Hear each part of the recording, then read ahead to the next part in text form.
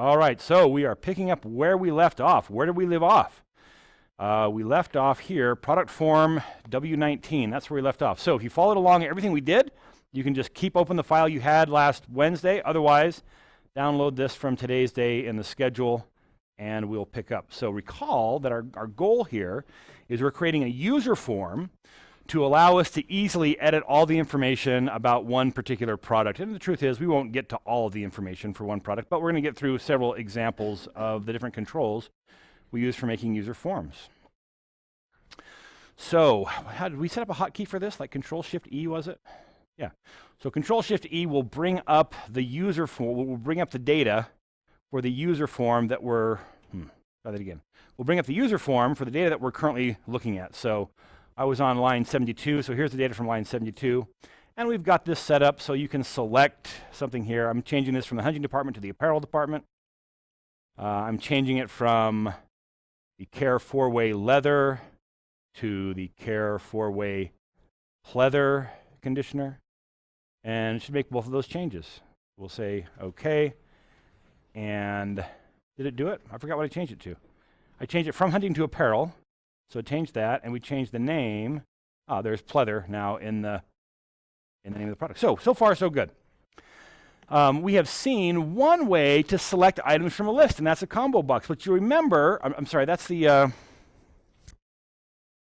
option buttons.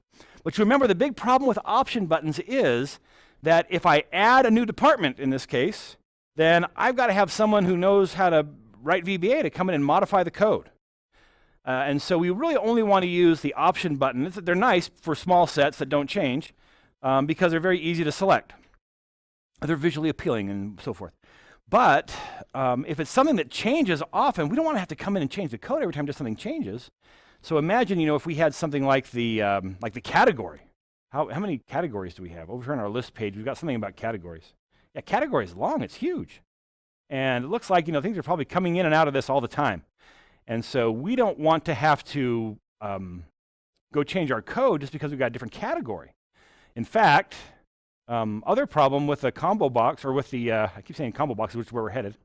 Other problem with the option buttons is you got to have an option button for each option showing on your form. How many of these do we have here? We've got like 132 of these things. And so we don't want to have 132. It's going to be hard for folks to find. It's going to be busy and taking up space. And so instead, we'd rather have a combo box. So that's where it allows us to select one. The list drops down to pick the list. We can kind of scroll through it, pick the one that we want, and then the list goes away. And so that's where we're headed for that. So let's go ahead and bring a combo box in for this one. This is going to be our category, so I'm going to copy one of these labels. And again, I won't be referring to this label through code. So I'm not going to worry about changing the name, but I will change the caption to read category.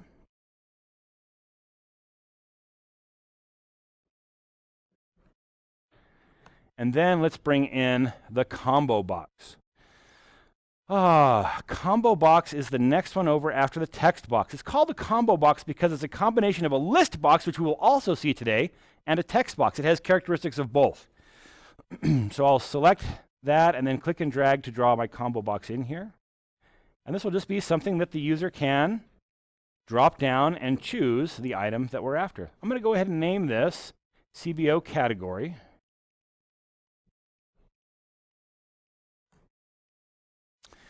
And now we need to, this one's a little more sophisticated to set up because not only do we have to show which one is the current value, we also have to build the list. We got to have a list to choose from in here. And so every time this form opens, we're going to populate that list. So let's get down to it. So I've called it CBO category. And let's go find where we are showing the data. Here's show data. And we're going to read these values off of our lists sheet. So we're in column F, and we'll be pulling in all of these values we want to have into our combo box. Well, it's just going to be a loop that starts in F2 and goes down until it runs out of data. So let me go ahead and declare a variable here. I'll just call it R, dim R as a long integer. Do until. The sheet is called lists. Now remember, it has both a code name and it has a name on the tab, and in this case, they're the same. And so we're going by the code name here, list.cells, row number R, column number, what did I say it was? F? Dot value is equal to a zero length string. Do until until lists. Oh, those are two single quotes. Whoops. Thank you. We better go ahead and start R off at the right place. We'll start on row number 2. So R equals 2.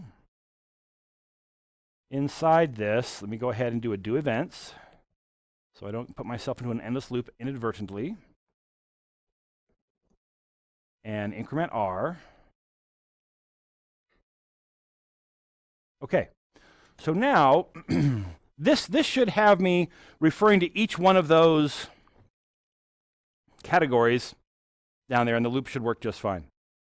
But now we've got to get those categories into the list of my combo box. So here's how I do that. Name of the combo box, CBO category,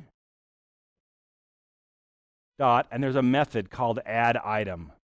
I then just give it the item that I want to add, and it will put that into the list. So looking at my sheet in that particular location, and that should now, this loop should add item for every category that I have on that sheet, and I should now have that list populated. Let's go ahead and run this. Of course, instead of next, I end a do loop with loop. And so now when I drop down from the list, I've got all those categories listed here. Very nice. Choose the one I'm interested in. And we haven't done anything to write it back out yet, and we haven't done anything to select which category is currently selected. But we've done the first step, and that is to get the list built. Maybe I'll put a comment in here. This is our categories. All right, now I should be able to, is it column F? Yeah. I should just be able to read my value off of my column. It's not column F. Where's the data actually for the category? It's like column 2. Footwear. One of these is the category. Yeah, I think it's column 2. Okay, so column 2, all I have to do to select the item in the combo box is set the combo box's value equal to the value of one of the items in the list. And so I'm going to say CBO category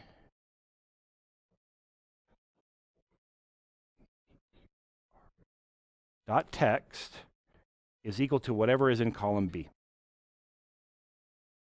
And now, as that comes up, it should be pre-selected.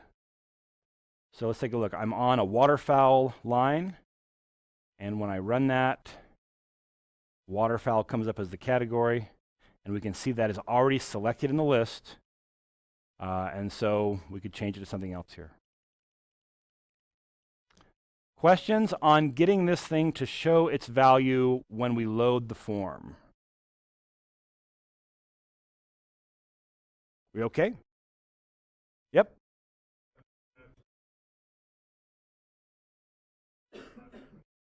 The question is, what would I have done to make it that nothing shows up in the category box when you run it? You mean in the list, when you drop the list down, there's nothing there? And so I would say if you've written this code, it's probably not in the right place. So make sure this is in the show data sub-procedure. And the other reason that this might not actually add anything is if wherever you're configured to look, Parker, can you go take a look at this code? If you're looking somewhere where it's blank to start with. So if you're looking in the wrong column or R is the wrong value, put a breakpoint on that code and make sure it's running and see if you actually step through the loop. Question here?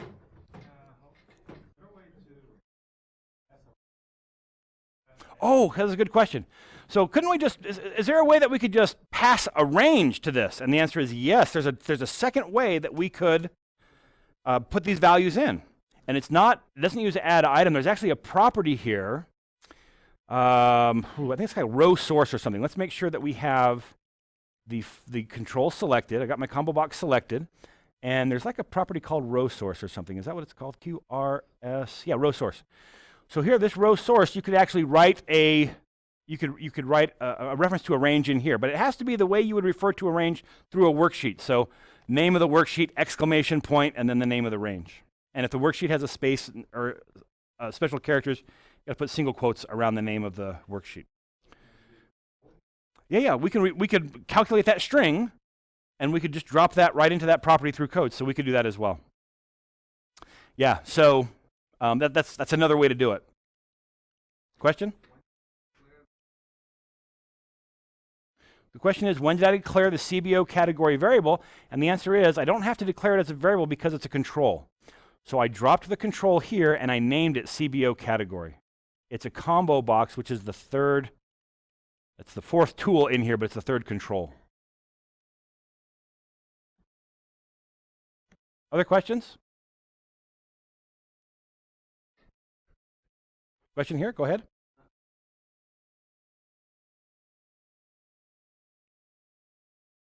You have a hard time getting to work or understanding it?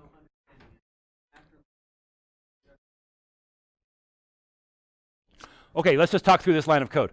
So CBO category is referring to our combo box, and then we're referring to a property of that combo box. That's the text that's showing in the text box portion of the combo box. And so we're setting that equal to look at our data sheet. So we've got a sheet over here that on its tab, it's named products, but the code name of the sheet is data. You see that here?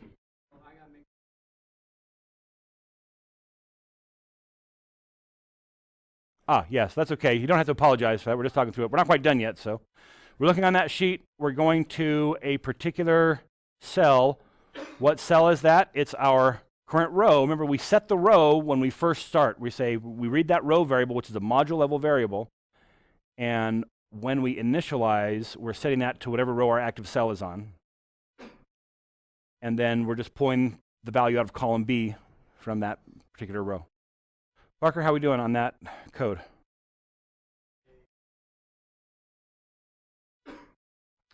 So our next task now, and the user now should be able to select a different item, but we've got to write this value out. Now the combo box really is pretty simple because it holds the value right there in its text property, and so writing the value out is going to be just like writing the value out for a text box. So let's just go ahead and add that code. So we are saving here. It's going to be just the same way that we handle the name. So I might even do it up here at the top as well. So I'm going to be writing this to column B. And the value is going to be me.cbo category.text.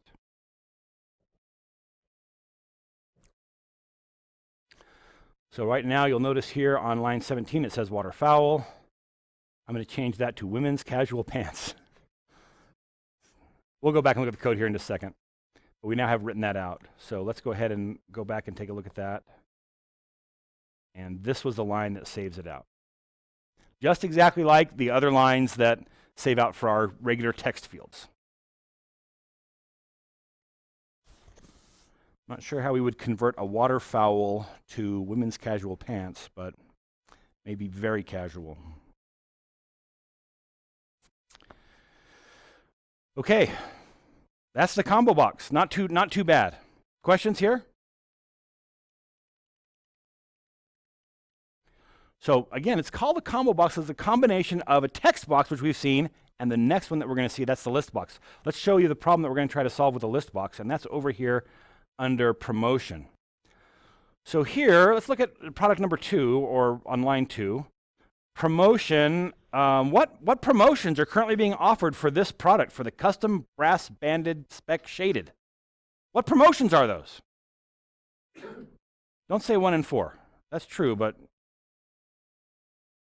we got some marketing folks here. You got to say something besides this is promotion number 4, right? They're not going to go, oh yeah, promotion number 4, we got to buy that. What's the promotion? There's enough data here in the worksheet. Someone tell me what it is. free shipping and a discount of 10%. So we got the discount amount is written here, but 1 and 4 is a reference to this list sheet where we've got the promotions listed here.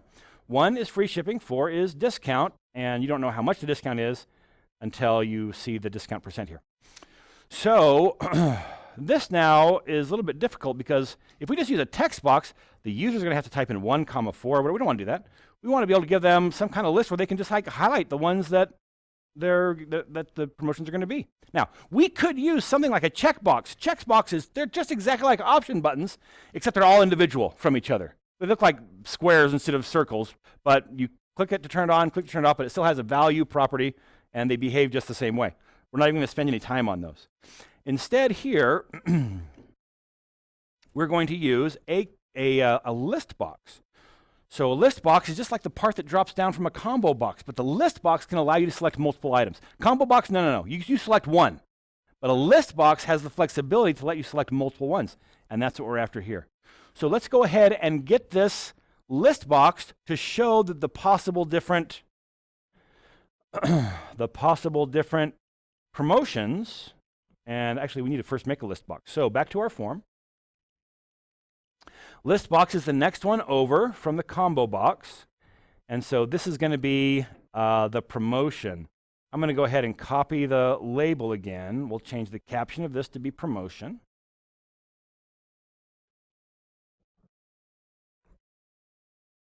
And I'm going to put a list box right below this.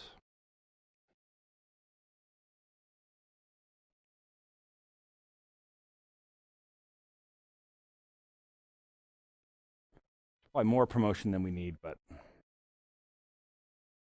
that'll get us going. Now this is the list box, so I'm going to put the list box prefix on this, just LST promo. LST promo. And just like our first step was to build the list for our combo box, first step is going to be to build the list for this one, and it's going to be almost exactly the same.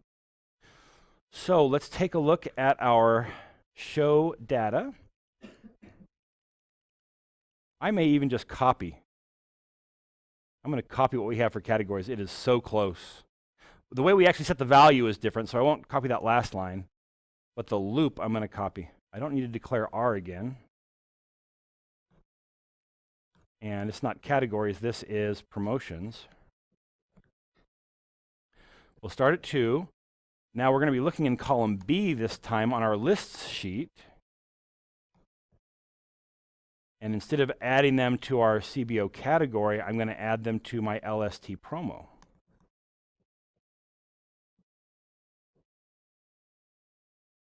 I only changed 3 things. I mean, I changed, I got rid of the dim and I changed the comment, but I just said what column we're looking at and which object we're writing to, but it has the same add item method.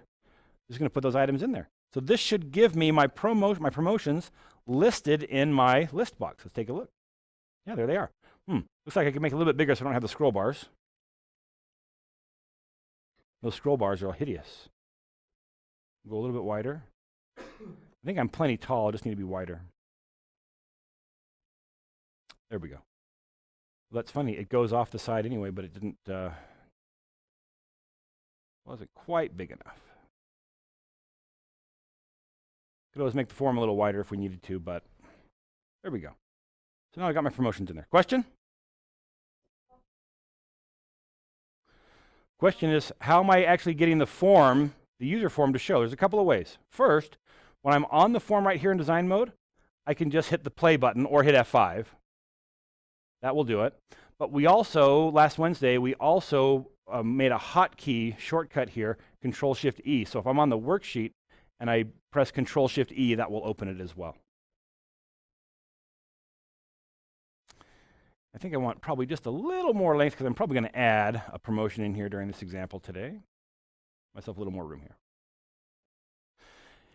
Okay, now as I look at this though, I want my user to be able to select both free shipping and a discount.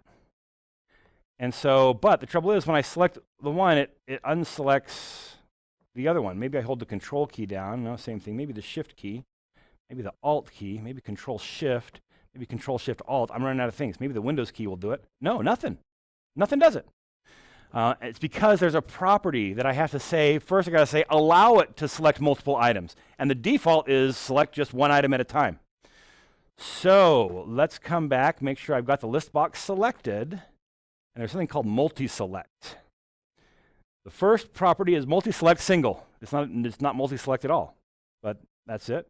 Or I can say multi-select multi, and so the second choice, that just lets me turn each one on and off individually. And that's probably the right one for this, really. Each one is a click to turn it on, a click to turn it off. If I have 12 to select, it's 12 clicks. But extended is probably the way you're more used to working with these lists. When it's extended, when it's extended, I can click one and hold the Shift key down and click another one, and it will select everything between them. If I want to do individual ones, I hold the Control key down, and I can turn them all off, on and on individually. If I don't press anything, then it acts like a single select. When I select one, it unselects everything else. I'll just go ahead and leave it set for there. That's fine. Okay, questions on the multi-select? Okay, so now, now it gets a little bit more complex. So far, it wasn't all that different than a combo box. But now that I can have more than one thing selected, I can't just work with the value property of this control. In fact, I don't even know what the value property would show if I had multiple things selected. Let's find out. I don't know. Let's find out. So I'm going to, maybe we'll find out later. Okay, let's just talk about the right way to do this.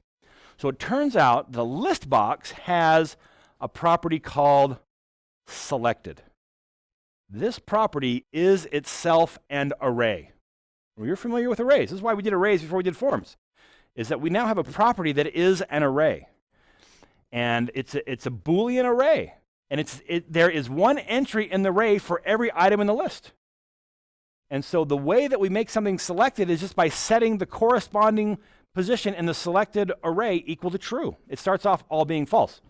So let's come back to our code. And I'm going to come to where we are loading, where we are showing the data. So here's our promotions. And I'm just going to hard code selecting the first one. And then we'll modify our code to actually read the worksheet.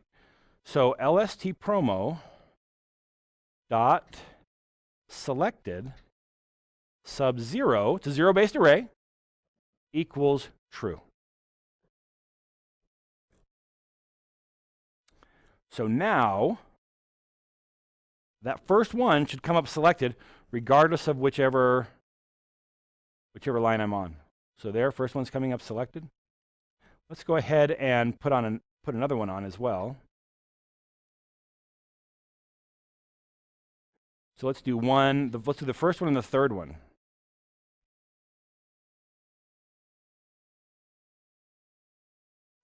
So change that to a 2. And that should be the number 0, skip the number 1, and highlight the number 2. And now we've got both of those selected. So the array is exactly the same size as my list. I just have to figure out how to select it now. This is what I got to work with, 1 and a 4. When 1 and 4 is written here in the promo column, what should be selected? Yeah, it's 0 and 3, but here, let's do something. You're being tempted. The devil is tempting you into a simple, it's saying this is the easy way out. Don't do that. Because you might say, oh, you know what? It's just one off. We could just offset from whatever is showing here. But what would happen if someone decided, you know what? We are no longer giving free warranties. And so they delete this, everything shifts up. All of a sudden, we don't have the same correspondence between that number that's showing and what's there. So let's just do this. I'm going to add in 10 here. There's another number, 10. And why don't we call this one buy one, get 2 free? Maybe we have some marketers in the class who could give us something a little more creative. Buy one, get 2 free. Okay, so now we've got to be able to handle that as well. So, So in this case, we would have, well, let's just go ahead and work with the data that we have to start with. So for 1 to 4, we've got to be able to say, oh, 1 to 4 is selected here. We've got to select free shipping, and we've got to select, discount. So let's do this. Let's just take a look. While we're loading this thing up, let's take a look and see what, we'll see if the promotion number that we're currently adding to our list box, if that's one of the items that's in our list. That shouldn't be too hard. So we're initializing, here's the promotions, aha. So we've just put that value into the list, and now let's just check. Let's say if, and I want to know, so at this point, I've just added free shipping. I want to know if the column 1 over is in my list of promotions. And if so, I've got to make that item that I just put in selected. So how could I tell, that number 1 is actually in here? What function might I use? So I've just added free shipping, promotion number 1. How might I know if that's included here in my promotion? It doesn't equal, this is not equal 1. So I can't use equality. How could I check to see if promotion number 1 is showing in column H? Say it a little bit louder. Okay, so split would do the trick. If I split this based on the comma, I could have an array of values. Then what I would have to do is say, well, I'm adding in number 1. I would just have to loop through that array and see, is there a 1 anywhere in the array? That would do the trick. That's one approach to do it. Go ahead. That's another pretty good approach too, and that's in string. I could just look inside this string for the occurrence of another string. So I've got the 1. Is the 1 in here? If it is, great. If not, that's a little bit simpler. I can do that with 1 line, whereas this other approach would take multiple lines of code. How do you want to do it? 1 line or multiple lines? It depends. What you're going to find out is that we're going to go down the 1 line, and it's going to give us a little bit of trouble. But I want you to experience that. So let's go ahead and go down that road, and we'll fix it. But the code will be a little bit unsatisfyingly complex because it's kind of tempting to think, oh, this is going to be simple. It'll end up being a little bit more difficult. But let's go ahead and go down that road. So let's say if in string instr. Okay, in string says start somewhere, looking at, and so I want to be looking at whatever I have in column H of my data.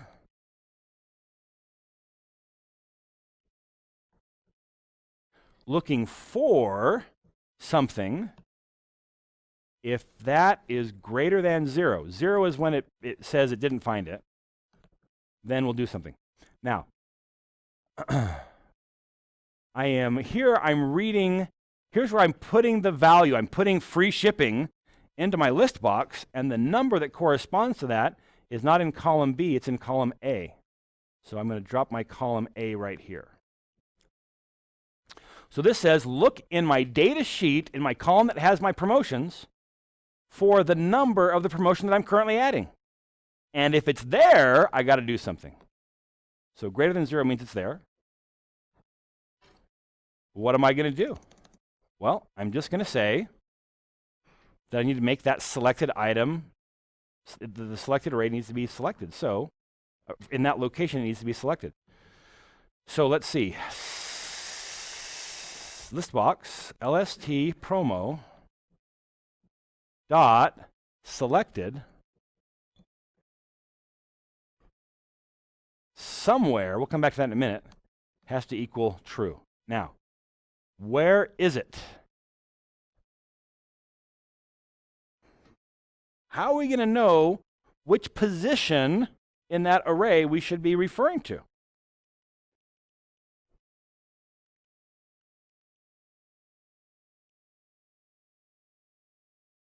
Okay, so one possible way, and before I added that 10 in there, that would have been really tempting, would just be to say, take this number minus 1, because number 1 is going to be in the number 0 position of the array. Number 2 will be in the number, and that works okay until we get to this 10, because there is no number 9 position of the array. All we're going to have is 0 through 4.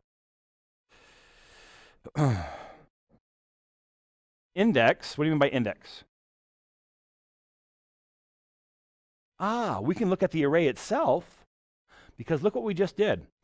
We just barely, we don't have the whole array built yet. We just barely added the one for free shipping. That is the last one. It's the last one in the array. We just added free shipping. Now we're just going to find out, should we check it? It's the last one. However many there are, that's the one I'm working with. Well, fortunately, there is a property that tells us how many are in the list. Actually, we could use the ubound of the array, right? We could say ubound LST, let's just write it out. We could say ubound of our array, which is LST promo dot selected. But LST promo also has a property that's just meant for showing, for telling how many items are in it. It's called the list count. So LST promo dot list count. So if I have 4 items in my array, what is list count going to be? I've got 4 items in the list. List count is 4. My top index is my largest index is 3. Yeah, it's 1 less than the count, so we better subtract 1 off of this. LST, okay, so here we are. If we found a match, then we're going to set the selected position in the top part. We just barely added it, so it's going to be the last element in our array. We're just going to set that equal to true. That looks pretty good. All right, so let me make sure I'm on one here. Here's number 2. Let's give this one a try. Control-Shift-E. I think I still have some other things being selected below, so let me get rid of those lines of code. Yeah, this part where I was just showing you how we manipulate the selected array, don't need those anymore. Yeah, so good. I'm on 2, and it's selected 2. That looks great. I'm on 4, and it selects, yeah, my number 4. That's also great. Let's take this one that's got the 1 and the 4. And I got the 1 and 4. That looks pretty good. I was expecting it not to look so good.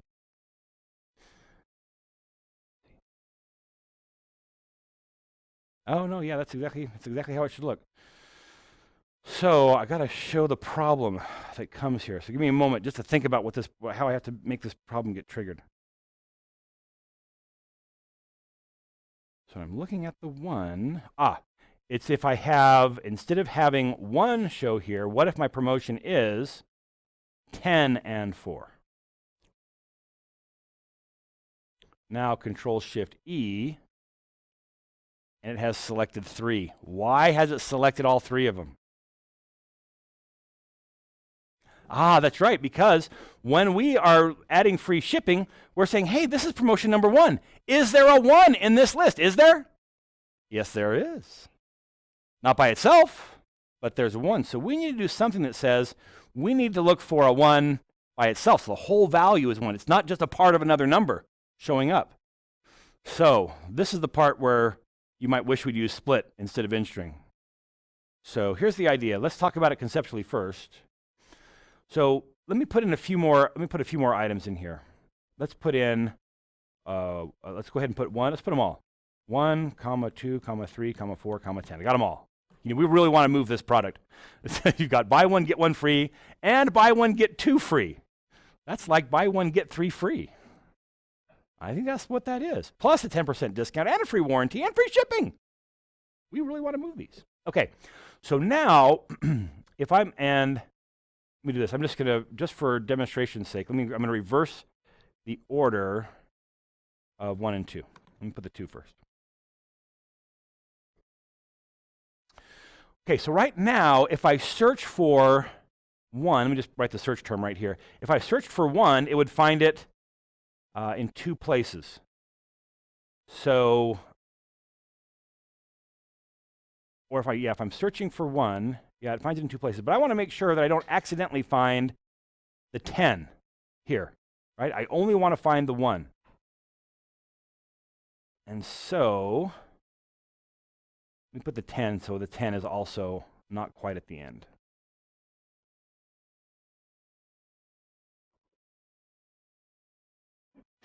So instead of looking for 1 by itself, what could I look for so that I don't get a false positive when I'm searching for 1?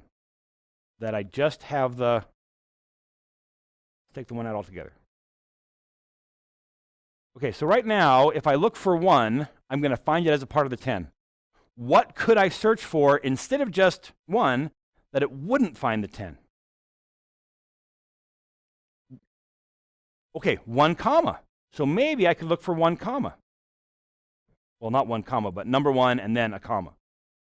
That would prevent me from accidentally finding the 10. Well, okay, let's throw in here, let's suppose we don't have promotion 10, we've got promotion 11. I got the 1 comma still. You're close though, what else could I do? So close.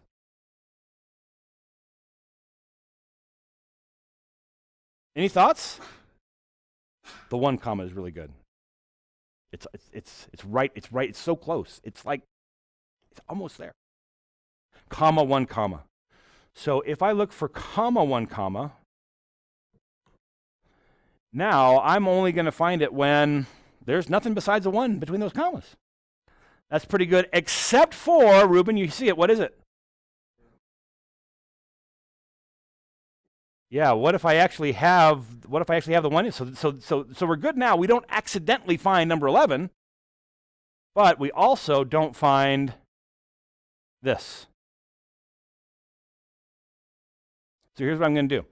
I'm not going to change the code. I'm not going to change the way this is stored here in the worksheet, but at the point where I go to do the search, I'm going to say, all right, instead of searching for 1, we're going to search for comma, 1 comma, and instead of looking at this list the way it is, we're going to put a comma at the end and a comma at the beginning. So now we know that every one of our numbers has a comma before and after it. And so now I can search for that number with a comma before and after it. Go ahead. Ah, what if someone puts a space? Those weasels. Well, putting a space is a reasonable thing to do in a comma-separated list. So let's anticipate that as well. So we'll start off by saying, get rid of all the spaces. Like the sound effects today, put on 2 commas, and then search. We're not going to change the code that's on the worksheet. We're just going to say, what are we looking at? Don't just look at what's on the worksheet, but instead, filter out the spaces, put some commas on, and then look at that. And what are we looking for? Not the 1, but the 1 with a couple commas around it. This line is going to be ugly, but it will still just be 1 line. All right, so let me go ahead and back this off.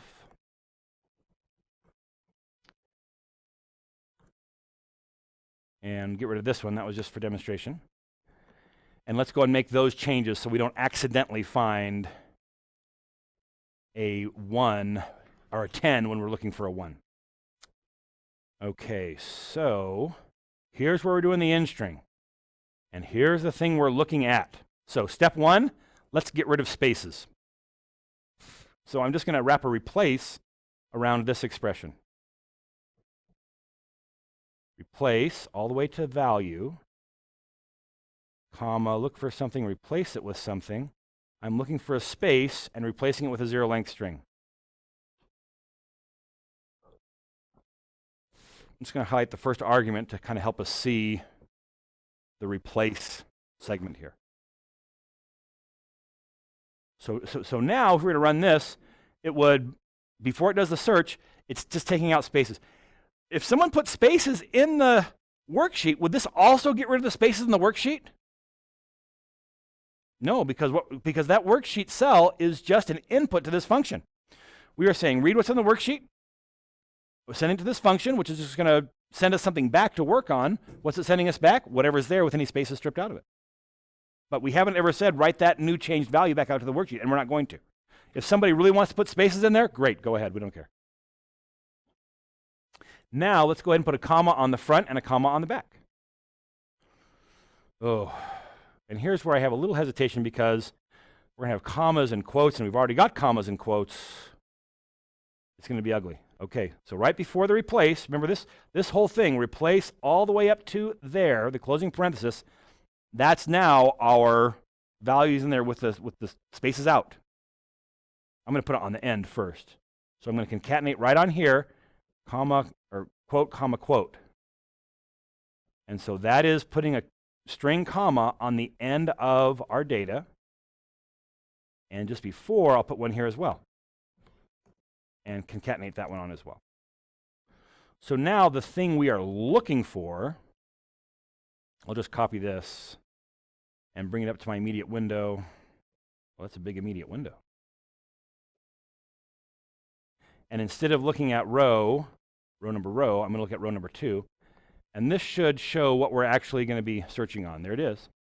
Comma 1, comma 2, comma 3. If we had spaces in there, it should strip those out just for the purposes of the search.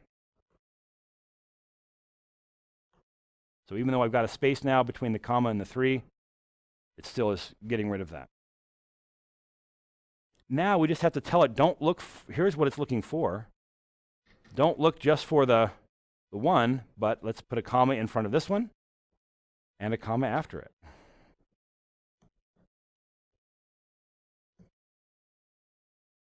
Like too many commas and quotes.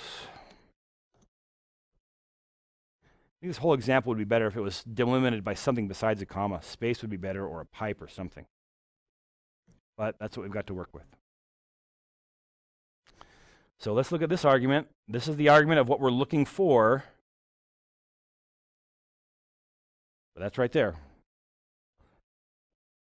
So look at what's on our list sheet, on our current row.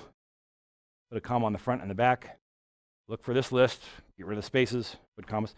Do we need to get rid of spaces here? Yeah, probably not. That would mean that someone has put a space over here. I think that's less likely. We could, but if someone's put a space here, what would happen if there's a space there? Would that turn into a string? I don't think so. I think it got rid of that space. Yeah, it got rid of that space. It's looking at that saying that's a number. You really want to put a space there, you're going to have to convert it into text before you do that. So I think we're okay. So now, what was the problem? The problem was when there was a 10, it accidentally highlighted number 1 as well. So let's first make sure this works this way. We should expect to see 1, 2, and 3 selected. There's 1, 2, and 3. But now let's get rid of 1 and put 10 in there. And we should no longer see 1 getting selected.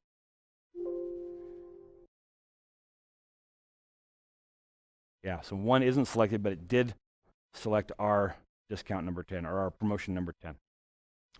Whew. Not the friendliest code we've ever written.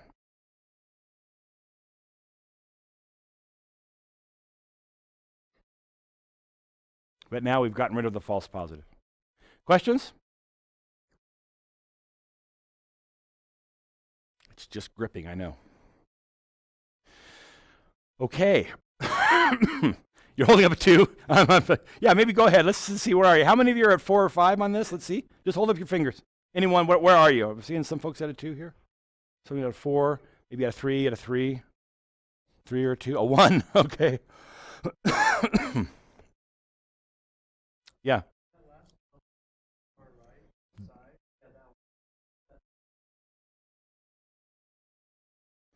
So the question is, could I move this comma out here to the right of this parenthesis? And the answer is no, because that parenthesis is here in string. In string is going to return us a number about where it found one string inside of the other. And so if I put the ampersand comma on the outside of that, it would return me like a 0 with a comma. And then I'd be asking if 0 comma is greater than 0, and it would probably be a type mismatch. It might convert the other 0 to a string and make the comparison, but yeah, it definitely has to go on the inside. Ugh. Maybe we should have done more lines of code, done it with a loop. I don't think we have time to do that example as well. So, yeah, this code's here, and we're going to move on. So, if you're sitting at a 2 or 3, maybe we'll have time and come back to it at the end. Maybe not. Let's see. Okay, next step is now, so I think we're now okay getting the form up. So yeah, it's coming with the right choices here, and we have items selected here. But now we have to make it, if we change this to be 3 and 4 selected instead of whatever it was before, we've got to write those values back out. Again, a little more complex, but this one's not, I don't think this one is as bad. Let's give it a shot. So this will be when we're writing things out. Before we do the unload me, let's go ahead and declare maybe x as an integer. So now we have to, again, look at our list, our selected list, to be able to tell which items are selected. That's our only hope, to be able to, that's the way the user tells us which ones they want to have selected. So let's just go ahead and loop through that whole list. For x equals 0 to the list count, whoops, lst promo dot list count.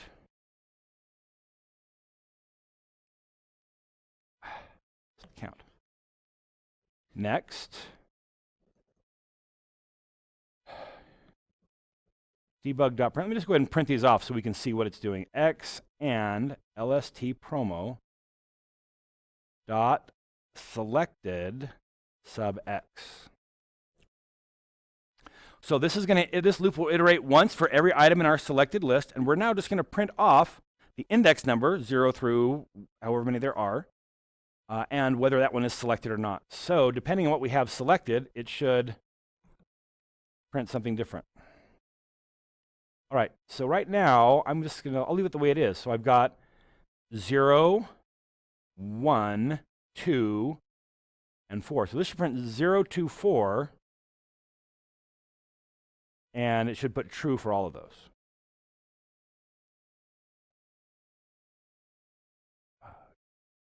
Oh, this should be, of course, list count minus 1. Oh, and there's no if statement here, so it's printing every one of them.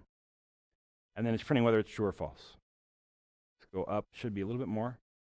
So the first one was not selected, the next two were selected, then one wasn't selected, then it was selected. So we're going through that array, and we can tell whether each one is been toggled on or off. So now let's narrow this down so we're only printing the index number when the item is selected. Go ahead.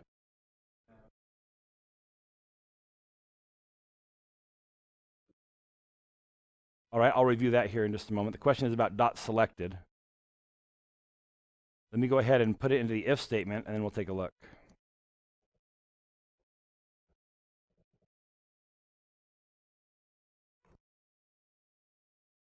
Okay, so now we're only printing the numbers where the item is selected. Okay, so first of all, the question is, what's up with this dot selected? What's going on here? So we can look at the code right here, and we should be able to say, well, this is something to do with this object. So we've got an object dot. So selected is either a method or a property. So someone help me out. What do you think? Is it a method or a property? It's property. This property is unlike any property we've looked at before because this property is itself an array. So it's not, most of the properties we've dealt with just to take a single value, but this property is an array of values. It is an array that's exactly the same size as my list box. It's a Boolean array, so it can take true or false. And so we'll put in, depending on what the user has selected. Now, someone asked the question, I didn't see what it was, so I'm not quite sure what I should be looking at when I'm talking. Okay, yeah. So we have this array. Let's say I've got 5 items in my list box. I've got 5 elements of this array. And these are true or false depending on whether each of that item is selected or not. So what this loop does is it loops across all of that array of being selected and just says, hey, if the element is selected, then it'll be true. So if, this might be easier to read if I say this. So if that element in the array is true, then that's 1. So now instead of printing them all off and saying true or false, we should only get the numbers of the ones that are selected. So it should be 1, 2, 4 that we're printing now because we're only printing if it's selected. And so now we've got just the 1, 2, 4. Okay, so did that get it? You're good now? I'm lost. So here we are. Okay. So what do I want to do when I see one that's selected? Now what I want to do is I want to actually make a comma-separated list of the index numbers that correspond to that item. So I'll declare a variable up here to keep that comma-separated list. Dim CSV as a string. So it'll start off as a zero-length string. And so if I've found it, we'll get started here. It won't quite be right, but then we'll make some modifications. So if I've found one that's selected, I'm going to say CSV is equal to what it used to be, concatenated with a comma, concatenated with the index number that we're currently looking at. So that'll give me 124. That should, and then after my loop, let me go ahead and print off CSV.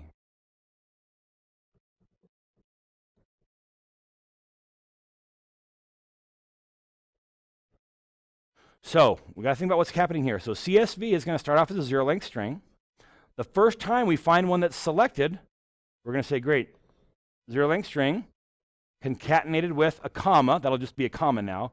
And then we're going to put on our X. So in this case, we should see CSV as being comma 1, comma 2, comma 4. Let's run that and see what we've got. So here it's done that. So it's now taken that list that we were seeing one line at a time, and it's put it into a string.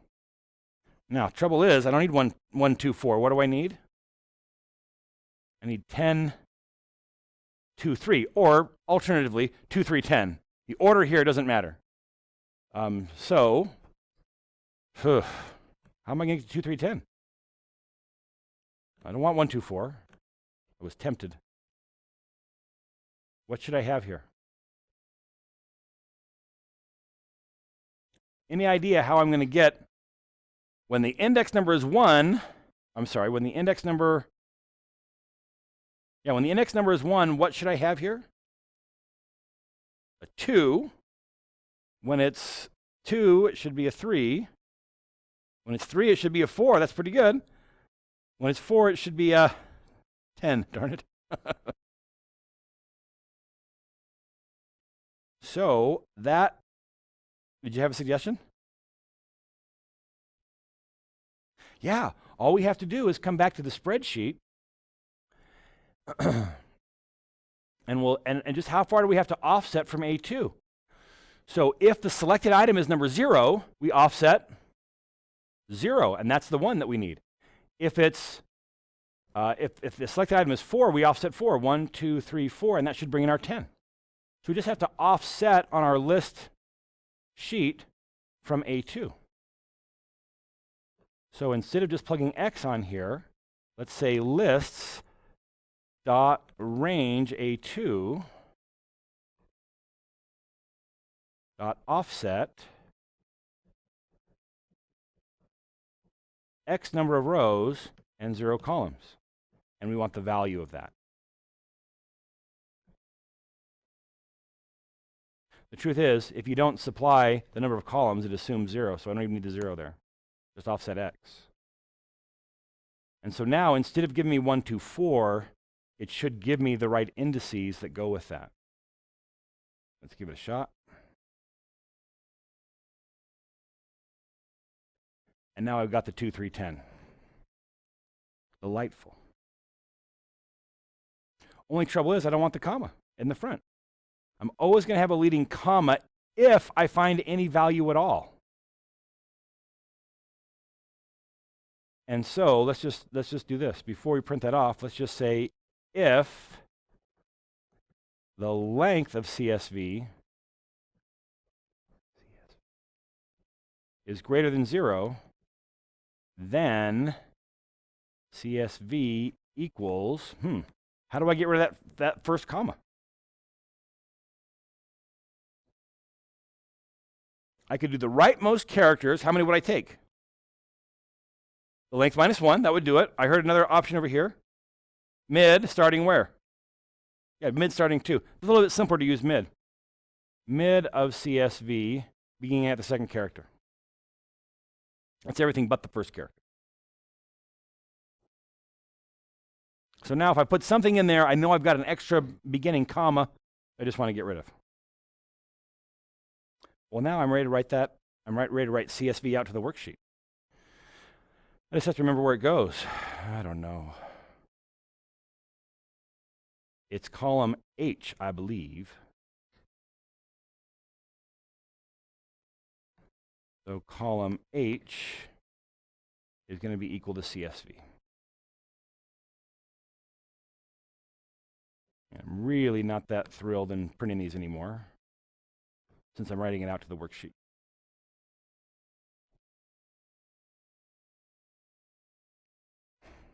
So now the user should be able to select whatever they want to select, and it should write that out. I probably should have told you this before we started the combo box. But this part is kind of a central and difficult part of the project that you'll have for user forms.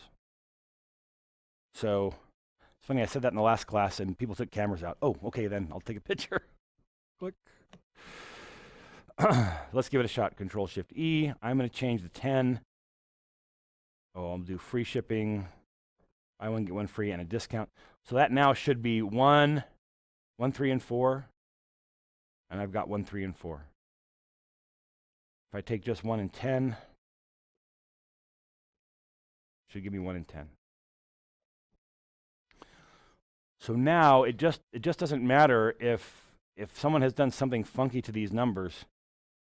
So if they've reorganized them or something, I'm not assuming that they're sequential and I can use the row number to kind of get there. I'm actually reading that value and using that to get to what the base data means. Okay, that is the list of promotions. I think we've got that taken care of. Any questions here?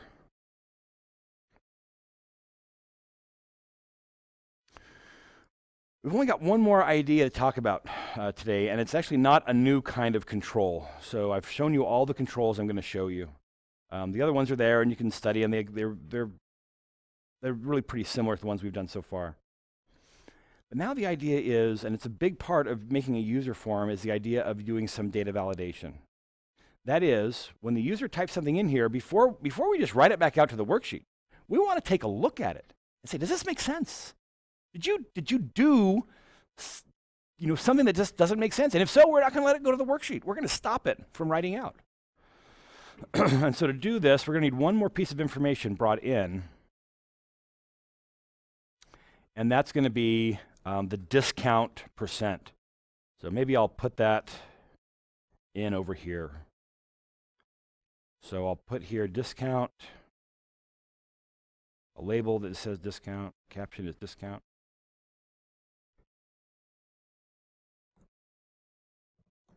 Discount percent. And then we'll just put a text box to allow that discount percent to be expressed.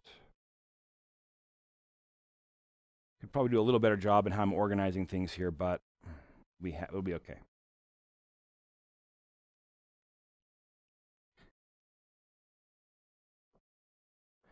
Now I'm going to be referring to this through code, so I'll call this txt discount.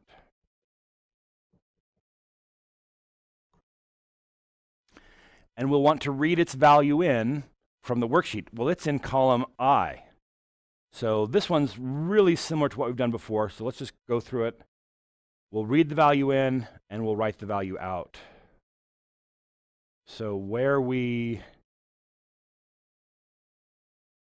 here's show data. I'm going to do the same thing here. I'm just going to copy this because we have a text box called txt discount, and it's just reading from column I. So it's the same as our other text box options. And then writing it out is just to flip this line. Remember, we're just going to read. Here we're reading from the worksheet, putting it to the form. Now we're going to read, and I'm going to do this lower. I'm going to do this as the very last thing inside, just before my unload me. You'll see why here in a bit.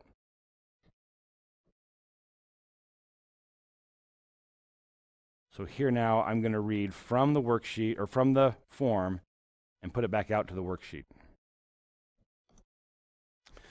The problem is now, we want to do some data validation. So this means, I think I can get both of those on the screen at the same time. Yeah, so it's the top line plus this one is the one we just did. So now, if the user has given us a promotion that says there's a discount, well, I don't think we should let them say there's a discount if they don't also tell us how much the discount is.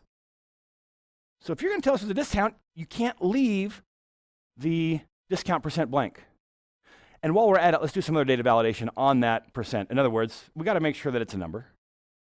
We got to make sure that it's between 1 and 100, and some stuff like that. So let's start off just with that part.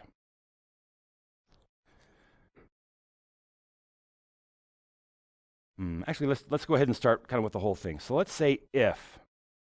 Now, we want to know if they selected, if they chose discount. And let's just take kind of a shortcut because we've got just about 10 minutes to finish this example today. Let's just make the simplifying assumption that the discount is going to be the first promotion. So we can say if LST promo dot selected sub 0. So if the very first one is selected, equals true, then we got to do something.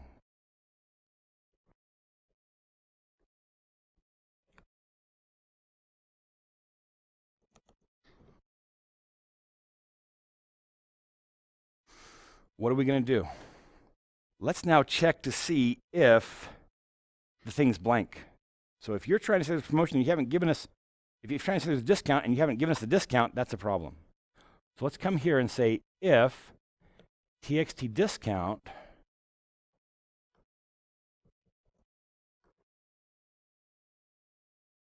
dot text is equal to a 0-length string, then we got to do something.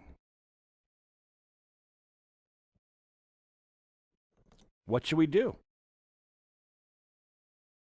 What should we do?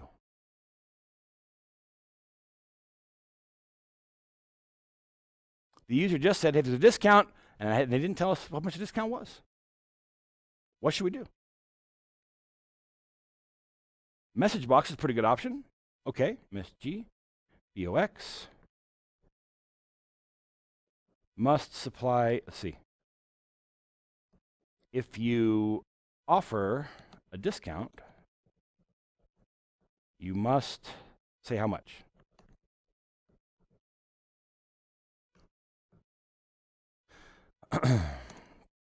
Let's make this VB critical so that let them know we know it's a problem. And then let's do our favorite thing to tell a user. This is user error.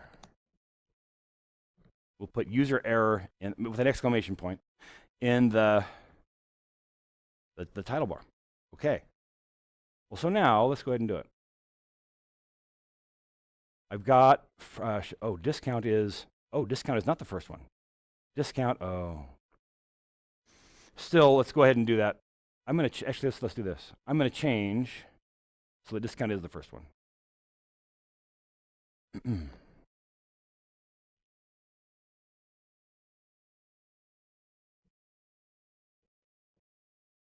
Okay. So now, discount is number 1. My discount percent is 0.1, so that should be okay. Oops. Discount percent dot text, T-E-X-T-E. That should be okay. But now let's try to do that, but not supply a percent.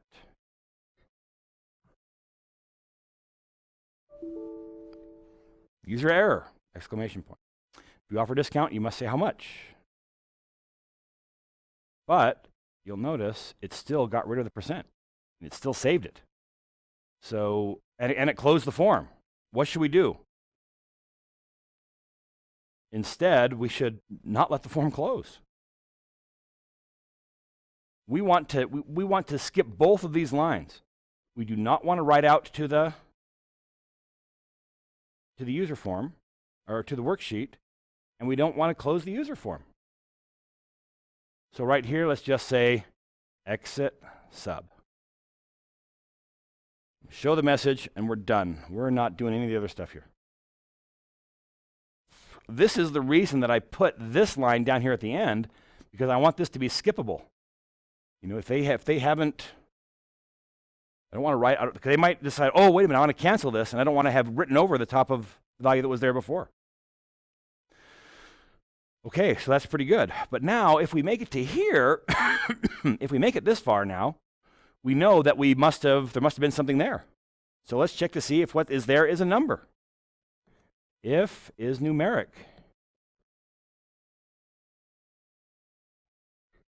Actually, let's see if it's not a number. If not is numeric, looking at our discount text, we now know there's something there.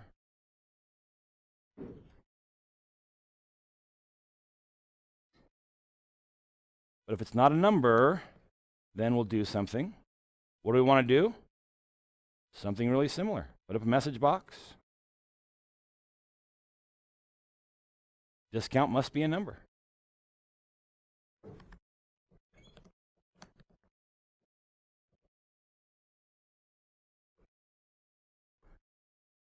So now, if we make it this far, we know that it must be a number, but it's got to be between 0 and 1. Don't give us a 200% discount.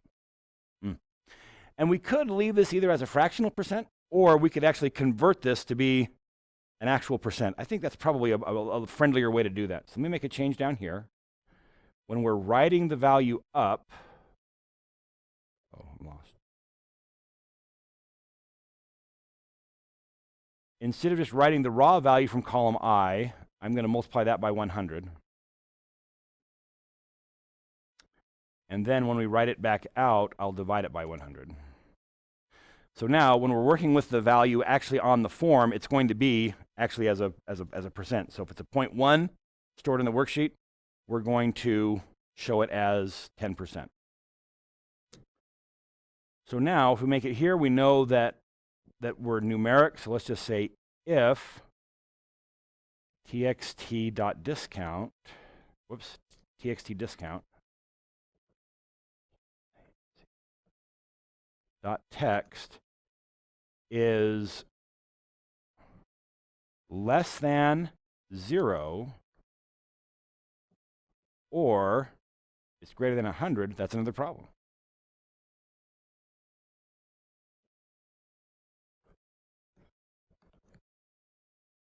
We'll go ahead and put in another message box. Discount must be between 0 and 100.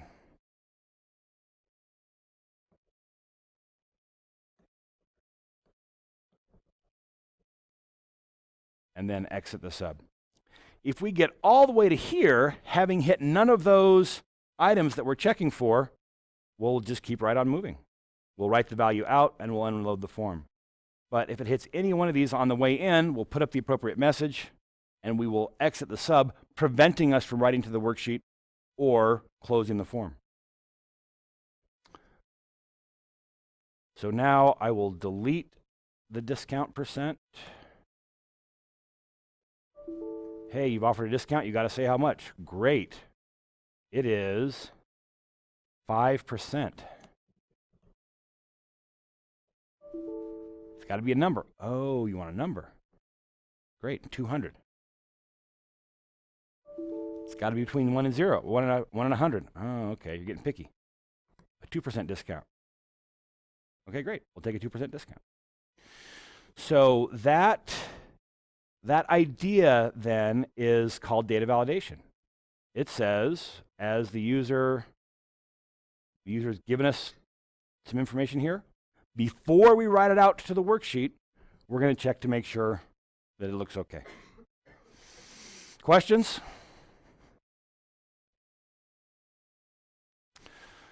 Okay, that's what we need. So you now have everything to do the next project. Remember, we got a project due day after tomorrow. So that one's coming up first. All right, folks, thanks for coming. Class dismissed.